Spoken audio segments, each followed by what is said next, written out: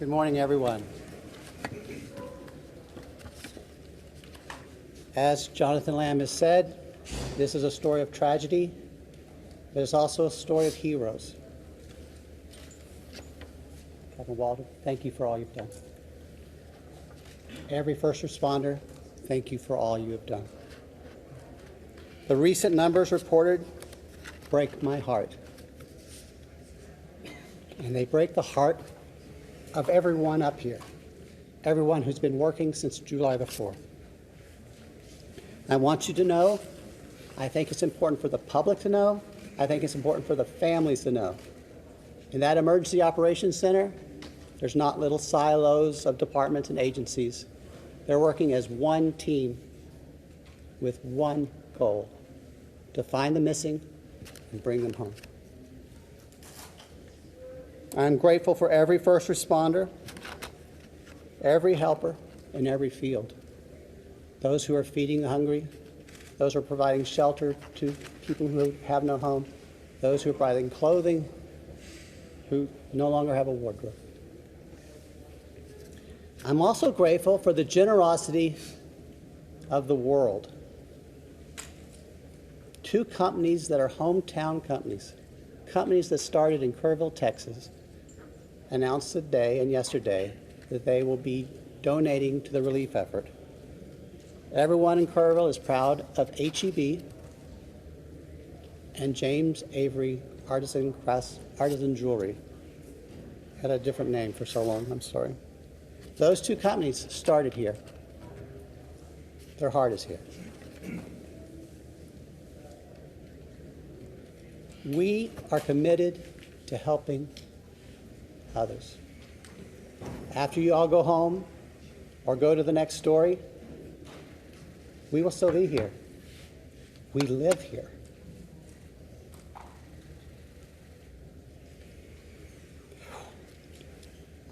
We've lost friends here. If you feel able to donate to the relief fund, the best source we are recommending is the Community Foundation of the Texas Hill Country. That's the community, their website is communityfoundation.net. There's a link at the top of that page to help you donate. Now listen, I'm married to a retired first grade teacher. And I learned a little bit about classroom management from her. If you yell questions at us, we're probably going to pick someone else to answer, okay? So if you feel the need to yell your questions, I will feel the need to not answer the question. In first grade, they raised their hands. That might be a good start. Yesterday was a disaster, and I was embarrassed. Our town was embarrassed. Your viewers were embarrassed. And I don't want that to happen again. Now, I'm going to do something I've been told to do. I'm going to turn it back to Jonathan Lamb to start the question and answer period. However, please make my retired first grade teacher wife proud and raise your hands. Thank you. Okay, once again, just say your name, please, and who you're with. And I had already called on you, so yes, sir. Thank you, sir. Ernie's going to go with KSAT 12 in San Antonio. Question for the sheriff. The code red alert system has come under a lot of scrutiny in recent days, and now there's reports of a timeline on Friday morning where an Ingram volunteer fire department commander asked a Kerr County sheriff dispatcher for the code red to be issued. The dispatcher says, I can't, I have to get a supervisor's approval for that. Almost 6 hours passes until 10 o'clock, when 10:04, when the code red is issued. How do you account for that lapse of time? What happened and what could have happened in that time?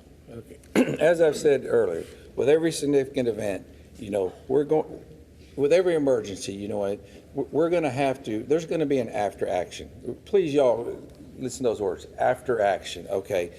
Those questions are going to be answered. I believe those questions need to be answered to the family of the missed loved ones, to the public. to the people that put me in this office, those need to be, and I want that answer, and we're going to get that answer. And I know that's going to be asked over and over. Please understand that. We're not running, we're not going to hide from everything. That's going to be checked into at a later time. I wish I could tell you that time. I don't know that time. Let me share something with y'all. One of the main things I've been doing is going and visiting the family. We still have some of those missed loved ones here. I go visit them twice a day.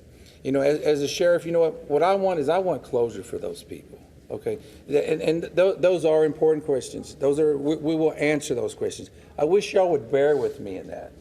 Okay, bear with me. We'll get them. I can't tell you in a week or two. Okay, we're going to get them. I'm not trying to deflect them. Okay, my primary. I asked you. I've been in this business 36 years. I don't know if any of y'all, how many of y'all have gave notifications, death notifications. I've done them. What is worse, a death notification or telling somebody I don't know where your loved one was?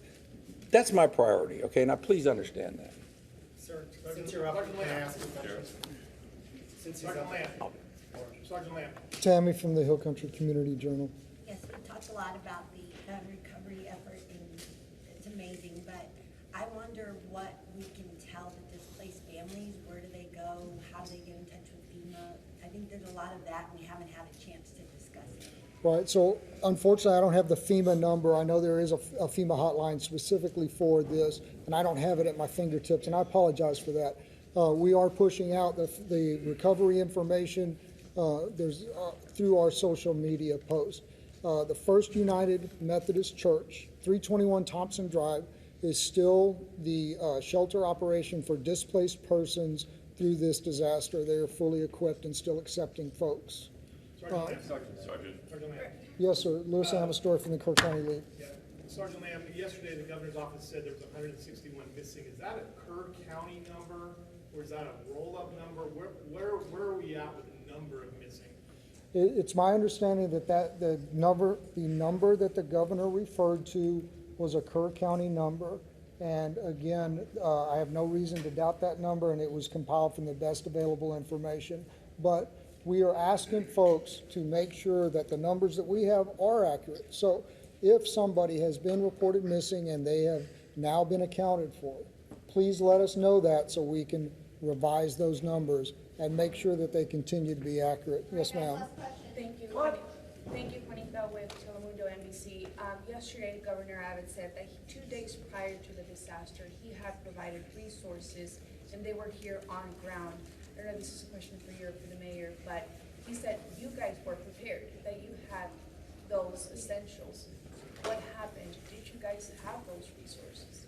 Yeah, listen, I'm going to just say what has already been said.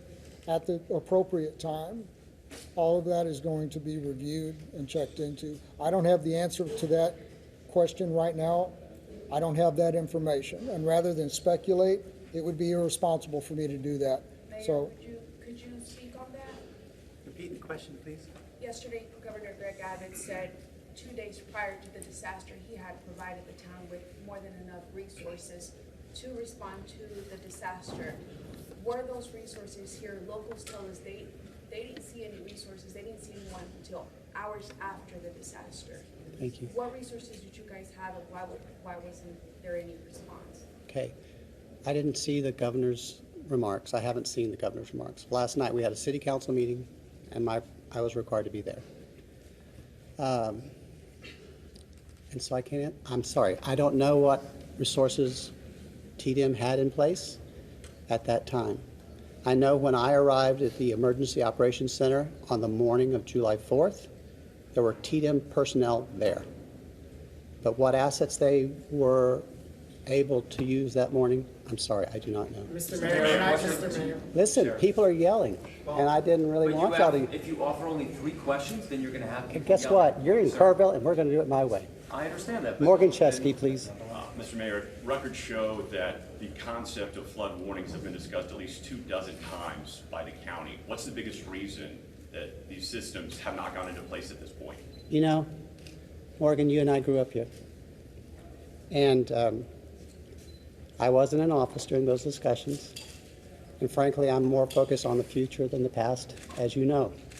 What I can say is the governor, the lieutenant governor, the Speaker of the Texas House have all provided us support, and they have all said This is a priority for the upcoming special legislative session. As mayor of Kerrville, as someone who grew up here, I am grateful for their support, and I look forward to what they propose during the special session. My last question will be you. Thank you, sir. Shimon Provost from CNN. The Lieutenant Governor said that on July 3rd that the county judges and city mayors were invited on a daily call Thursday to discuss weather forecasts. Were you on that call? Were you invited to that call? And do you know if the county judge was also on that call? I can't speak for the county judge. That would be hearsay. And I'm not going to contradict the information you have. But I will tell you, personally, I did not receive a telephone call. You weren't invited to the call, I did not receive a telephone call. and you were never given any information about what assets were brought into the area. So I wasn't invited to the call. I'm not trying to deflect, No, but I understand. I But do you don't. know why, any idea why that would happen? Or? Maybe I'm not a local mayor. I can't tell. No. All right. Thank you, guys. Oh, please. From Mexico, All right, folks, I appreciate that, and I appreciate the decorum that was shown this morning. So, as y'all are aware, gentlemen, just do me a favor, I'm not quite finished yet. All right, so as y'all are aware, there's not going to be a 1,500 presser. What we are going to do is send out an update, any updates. All right, you've been listening to officials in Texas give an update on the flood disaster there. Right now, the death toll sits at 110, with at least 173 missing, including dozens of children. And right now, crews are scouring flood debris areas around the rivers there in Kerrville County. They're using very heavy equipment in what they're calling a deep impact search.